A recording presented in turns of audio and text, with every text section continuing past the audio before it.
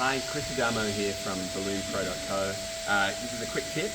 We're on a job right now. We're in Sydney ICC and we're tying these balloons to these big concrete columns. You can see a couple that we've done already in the back corner. One, two, there's a third one all the way back there. The idea is it's under the sea theme. They're going to be lit up with lights, and we're sort of growing out the bubble from the bottom all the way to the top. Now attaching to columns, we don't use any adhesives. We need to be really tight. We need to compress those balloons like straight up against the concrete column. The best way to do that is with fishing line. It's clear. This is an 80-pound like mono filament, so like a fishing nylon line. And we're going to tie a compression knot around the column. So that's what we're going to show you today. So I've got the reel. It's uncut, right, one piece. I'm just going to walk around the column. And come back to the start point. Right, back to here. So I've still got the one length just all the way along. You're probably going to be working by yourself, so that's just the fastest way to do it. On this end, just come over here. On the end, I'm just going to tie a loop. So I'm going to fold the nylon like so, and just tie a little hitch knot, which is a loop around that. If it's thin nylon, you want to do that twice, but this is totally fine.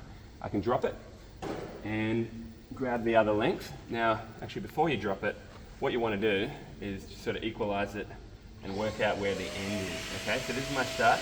Now this is where they're going to join at this point here. So I'm going to drop my right hand and I'm going to work backwards to tie about 1 foot to tie my second loop, like so. I'll grab the piece that I've dropped, and the reason why you drop it is just so you can work with two hands. So I've got two loops that have a space of about 1 foot from each other. Now the reason why you need that space is nylon will stretch as you give it compression. So I'm going to loop it through the first loop, and now I know how much sort of excess I want to cut. I'm quite generous because this excess I'm going to be using to tie to the balloon garland, okay? So I'm around my first loop, and now at this point I'll loosely hold it on the second loop, okay?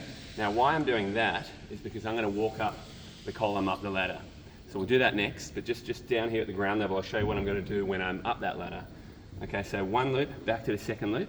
All right, I'm up there in position, and now I'm going to come back to the first loop again. So we're going 1, 2, 3.